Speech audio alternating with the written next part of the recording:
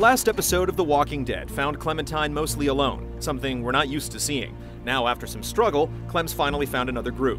There's the inherent fear that this group would make things too similar to the previous season or to other zombie stories, but while there's certainly some familiar ground covered, episode 2 still manages to captivate thanks to its excellent writing. Do you know Carver? Carver? Like George Washington Carver? The peanut guy? What?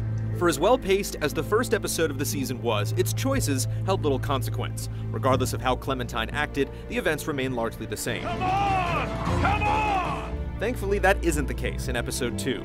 Multiple people will live and die based on how you carry yourself here. The game's ending scenario puts so much on the line that it recalls Mass Effect 2's Suicide Run. By instilling the notion that anyone can die at any moment, the game makes you feel like a more active participant.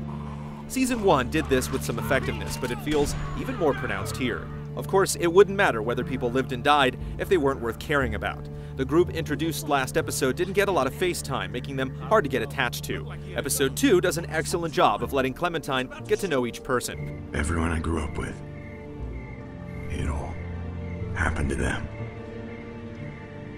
While some occasionally succumb to zombie movie tropes, they're never one-dimensional.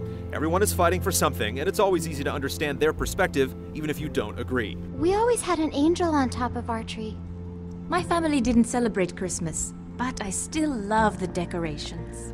More impressively, Telltale has grown Clementine in such a convincing way. She's equal parts cynical and hopeful, courageous and scared. It isn't very often that we get to see video game characters evolve over such a long period of time, and it's even more uncommon for them to feel like complex and fully developed human beings. They might be tracking us. Tracking?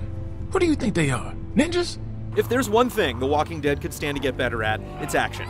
Repeated quick-time events and point-and-click maneuvers work well enough but grow tiresome. These scenes are almost always done in the exact same way. I've done this before, remember? Telltale manages to constantly surprise us with their stories, but it would be nice if they could do the same with how the game plays. What's really unexpected is the lack of technical issues. While your mileage may vary, we didn't experience a single hiccup with episode 2. From beginning to end, we lost ourselves in Telltale's grim world, which is exactly how it should be. Feels pretty good. The last episode was a tough act to follow, but similar to Season 1, Episode 2 is even better. The stakes are higher and the consequences steeper. Telltale has once again proved that adventure games are not only still alive, they're as strong as ever. We can only hope it's not long before we find out what's next. Hell, I'm glad you're with us, Clementine.